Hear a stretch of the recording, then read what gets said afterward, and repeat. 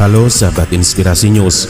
Mantan juru bicara Presiden keempat RI Abdurrahman Wahid atau Gus Dur, Adi Mazhardi, memberi komentar tajam bagi kabinet Presiden Jokowi. Melihat berbagai polemik yang ada, Adi Mazhardi menyebut tampaknya dalam kabinet Jokowi sedang ada lomba mencoreng wajah.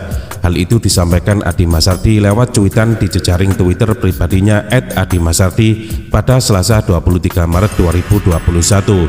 Lomba coreng. Tampaknya di kabinet J. Widodo ini sedang ada lomba mencoreng wajah bosnya, tulisnya.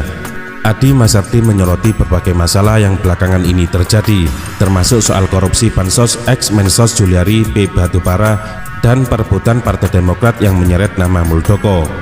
Ada yang pakai Bansos COVID-19, ada yang pakai parpol curian, dan lain-lain lah, tandasnya. Ex-Jubir Gus Dur tersebut menyematkan tautan berita yang mewartakan PDIP menyebut Menteri Perdagangan Muhammad Lutfi coreng muka Jokowi soal impor beras. Sebagaimana diketahui, Sekretaris Jenderal PDIP Hasto Kristianto menilai kebijakan Mendak Lutfi soal impor beras sebanyak 1 juta ton pada 2021 hanya akan mencoreng muka Presiden Jokowi.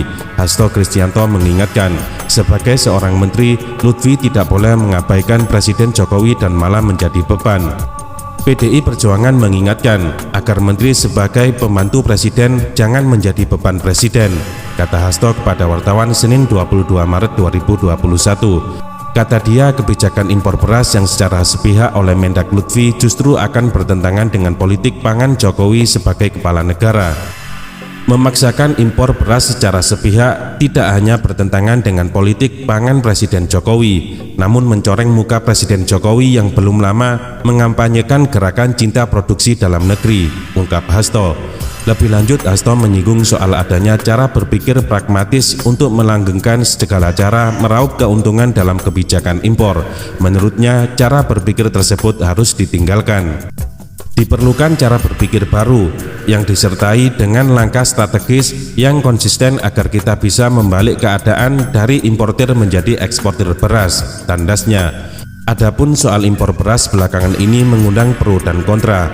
Pasalnya sejumlah petani dari sentra produksi padi mulai merasakan harga jual gabah kering panen anjlok di tengah wacana impor beras 1,5 juta ton. Kebijakan yang digulirkan pemerintah menjelang panen raya disebut petani menyakitkan.